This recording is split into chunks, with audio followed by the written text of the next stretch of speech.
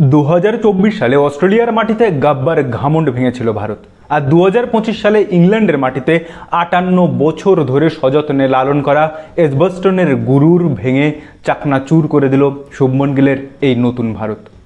1967 সাল থেকে এজবাস্টনের মাটিতে ভারত টেস্ট খেলতে নামছে, আর 2025 সালের আগে পর্যন্ত মোট 8টা টেস্ট ম্যাচ খেলেছিল, যার মধ্যে ভারত 7টা ম্যাচেই হেরে গেছিল আর একটা ড্র হয়েছিল।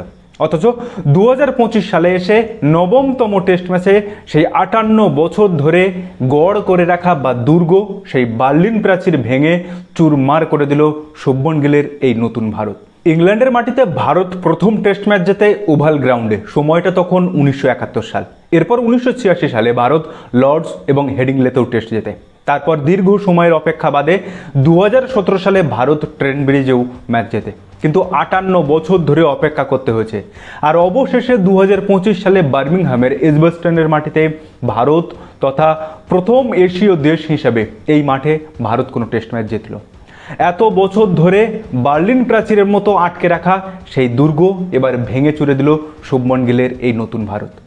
ভিডিওর পরবর্তী অংশে যাওয়ার পূর্বে প্রথমেই বলি যে শুভমন গিলের এই নতুন ভারত একটা নতুন টিম ইন্ডিয়া হিসেবে খেলেছে এই ম্যাচে। Hats off team India.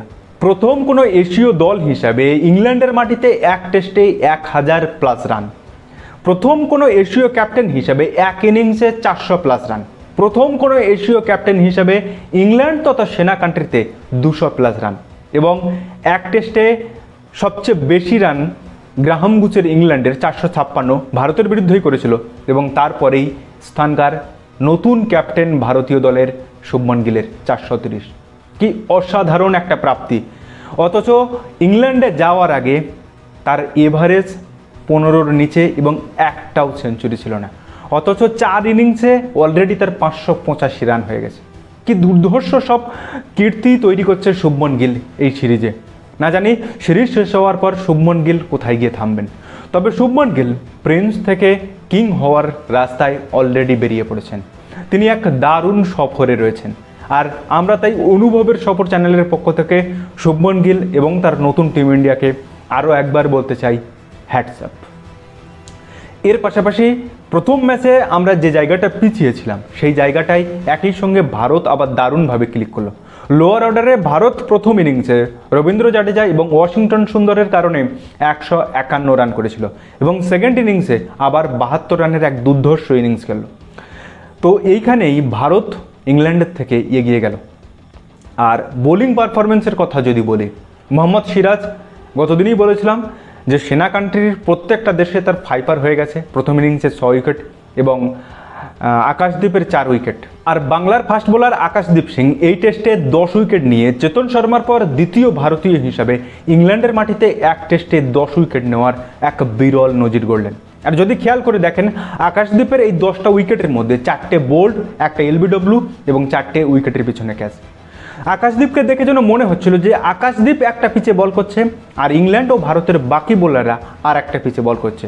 তবে আকাশদীপের এই বোলিং দেখে যারা অনেকেই চমকে গেছেন তারা হয়তো চমকাতে পারেন, তবে আমি কিন্তু একটুও চমকাইনি। কারণ যারা বাংলা ক্রিকেটকে দেখেন, ফলো করেন বা বাংলার রঞ্জি দলকে ফলো করেন, তারা জানবেন যে আকাশদীপ বিগত 2-3 বছর ধরে কি দুর্দান্ত পারফরমেন্স করে চলেছে এই রঞ্জি ট্রফিতে। 38টা ফার্স্ট ক্লাস ম্যাচে 128টা উইকেট, যার মধ্যে 5 উইকেট 5 বার নিয়েছে।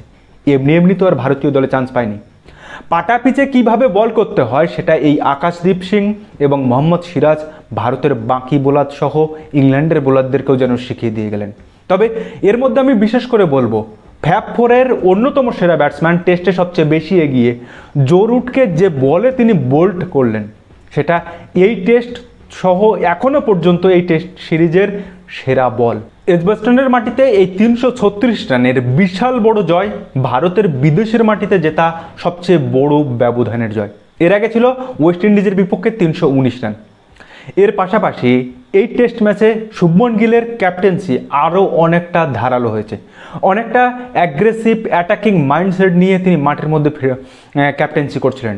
তার সঙ্গে ছিল দুর্দান্ত বোলার রোটেশন প্লাস তার অ্যাগ্রেসিভ মাইন্ডসেট নিয়ে মাঠের মধ্যে চলাফেরা করা।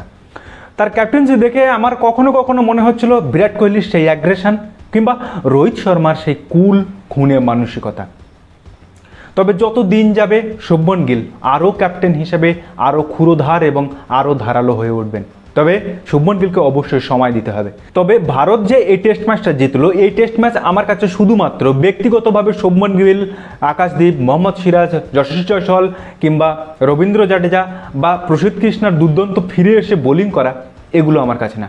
টোটালটা হচ্ছে এখানে ব্যক্তিগত পারফরমেন্সের চেয়ে আজকের এই ম্যাচে ভারত জসপ্রীত বুমরাকে ছাড়া এক টিম হিসাবে খেলেছে, আর তার ফল বাজবলকে হারিয়ে এত বড় ব্যবধানে জয়।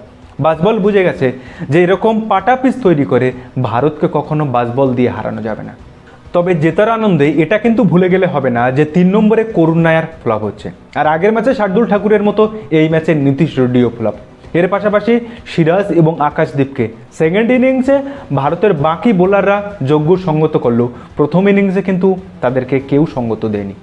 তো এইসব ছোট ছোট জিনিসগুলো যখন ভারত আরও শুধরে নেবে, তখন ভারত এক নতুন ভারত রূপে দেখা দেবে লর্ডসের মাটিতে।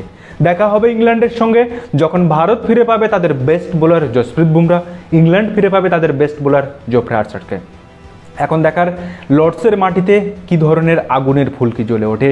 সিরিজের বাকি ম্যাচগুলোতে ভারত এবং ইংল্যান্ড দুই দল কে জিততে চায় এই সিরিজটা।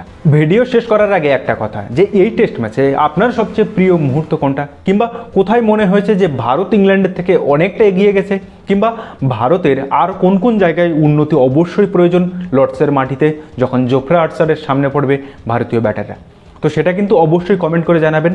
দেখা হচ্ছে পরের ভিডিওতে, ততদিন ভালো থাকবেন, সুস্থ থাকবেন, আর অবশ্যই ক্রিকেট দেখতে থাকবেন। ধন্যবাদ।